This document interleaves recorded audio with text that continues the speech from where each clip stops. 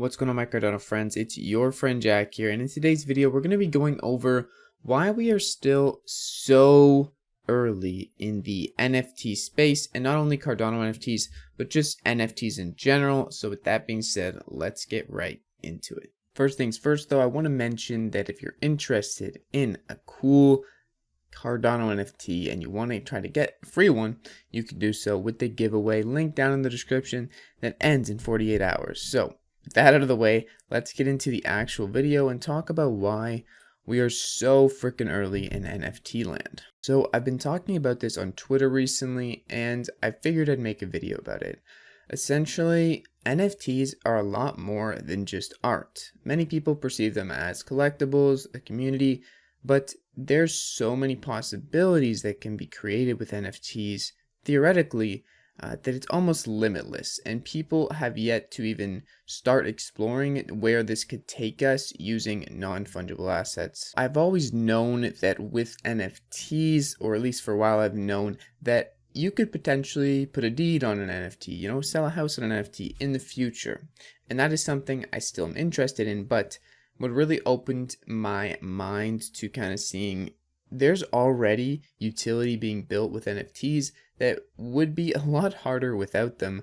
I look at ADA Handle, and this isn't sponsored, I'm just telling you because I like this product, and it's something that opened my mind to possibilities of NFTs using unique policy IDs and unique asset fingerprints to basically reserve, a handle, a tag on their platform that is going to be in an NFT. That's how you reserve it. You own the NFT with that name. So already we are seeing a lot of exposure to things outside of just collecting. And the great thing is you can also collect this while it brings utility.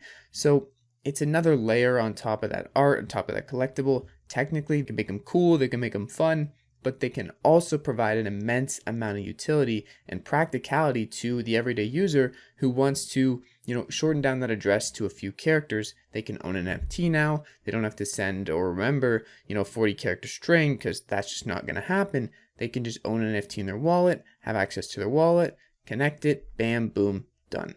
Not only is there more utility coming with NFTs, and it's already here, but also we have to keep in mind that gaming is a thing. And imagine if your in-game items were NFTs, or imagine if anything in the gaming space is put into non-fungible tokens. You're going to have basically no way for someone to come in and take your stuff off the, out of the game. If it's in an NFT and it's minted in your wallet, it's there forever. No one can access it. It's decentralized. So that's already amazing. And NFTs are going to aid huge communities and brands that kind of take away from the over monopolized areas of the world that aren't going to be really comparable once you see something grow in a decentralized fashion, and a community especially with NFTs. I don't think it's going to be a small thing. I think it's going to be an absolutely massive thing. For a good example of this, I'm going to look at something like the Supreme brand, a clothing brand, right? In the future, I think there's a good chance that, NFTs like Bored Ape Yacht Club or other public kind of domain NFTs that give the rights to the people holding them, there's no limitations there in the IP rights. Those are NFTs that are going to be able to grow and spread rapidly, because I could have a Bored Ape NFT, I could sell it on Etsy. I could have an NFT I own, as long as they're giving me the rights. Some NFTs don't specifically, and go make, cool art of it. I can make an Etsy shop just selling NFTs in the, fashion that they're actually created in physical form. People will come to you with their NFT, you make the physical form. You could do something like that. It's that simple, okay? And if that happens, imagine a brand like Supreme, super popular, super mainstream, everybody loves it. You're cool if you wear their brand, but it's in NFT land. So not only is the potential there digital, but you can also bring those over with the IP rights to the physical world too. And to me, that is huge, and the marketing will do itself. Essentially, my thesis is good luck taking down a decentralized community that's pretty much an unstoppable brand. The only way that fades out is if there stops being people interested in it. and that very well could happen. So let's talk about what's coming next and where all of these current NFT projects might be headed. So the projects that stay around these next few years are most likely not going to be a large quantity. There's going to be a lot of projects that aren't going to be here or aren't really going to have any interest or anything going on going forward. They might essentially, quote unquote, die. But here's the thing. A lot of projects may die, but in the NFT world, a lot of things are going to develop and get better for the end user as we go on. Now, with that in mind that projects may die, to me, what signifies a project might die is really how the market perceives it, how people like it, what they're saying, and is it all just hype, or is it people who are actually engaged with the community? No matter how big or how small, engagement matters the most.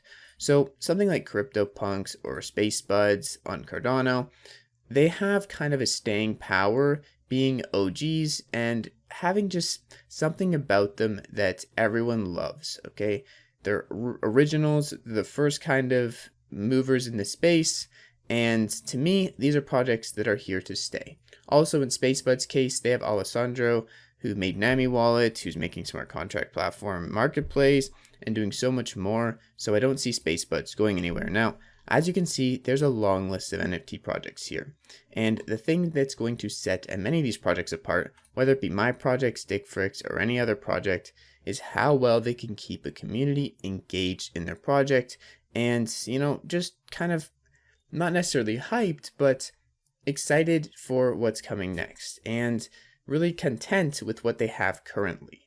Whether it be Stickfrix, whether it be some other project here, I think there's a good chance that no matter what the people do developing these projects, even if they give it their all, that things might not be perceived as well as they'd have hoped. That's kind of how it goes. It's not up to the person making it. It's up to the people perceiving it, the audience or the people in the community really that are building that. So I actually do believe SpaceBuds and Stickfrix and any other project that has a more public domain feel kind of gives the rights to the holders in a sense. Those are the projects that are going to have much better chances at perceiving a community interest over a long period of time.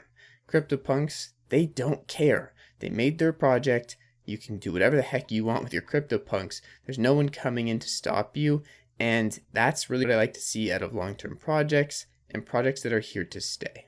That being said, keep in mind, I don't have a magic crystal ball, and obviously I'm biased in my own project. So when you're buying NFTs, never put in more than you can afford to lose. What I like to do is, I put in a certain amount, I'm never going to put in any more for NFTs. That's my way of doing it. But figure out your own strategy and always do your own research. Don't just go ape into a project because I like it. We all have different situations, so please keep that in mind for the short term. But long term, I think no one really knows where we're going, so it's kind of ridiculous to say this is going to happen or that's going to happen because there's so many unknown variables in the space coming up, wherever they may be. It's going to be pretty wild, but I really do believe this is just the itty bitty tiny beginning. One last thing to go over is some quick numbers for you, why we're still early, and not only in utility, but in user base. So Twitter has 200 million users. TikTok has over 1 billion active users. Now, of these numbers, 1.2 billion, both of these social media platforms are bringing in NFT utility and capabilities to profile pictures and much more. So that being said, if we even get 1 million out of 1.2 billion people into NFTs, that is going to be a 3x from where we are here and then some. And that is a very big if it's that little amount, because I believe we're going to see tens of millions of people coming into this space within the next year, and tens of millions of people means more demand, more supply, more utility being pushed out as there's competitors and there's people trying to do new things in new ways all the time. All right, that's the video for today. I hope you guys enjoyed, and I hope you guys are pretty pumped up about NFTs now. I'll see you guys in the next freaking video. It's been your friend Jack. Don't forget to subscribe, hit the like button, and do whatever else you want down there below the video. See you guys later. Peace out.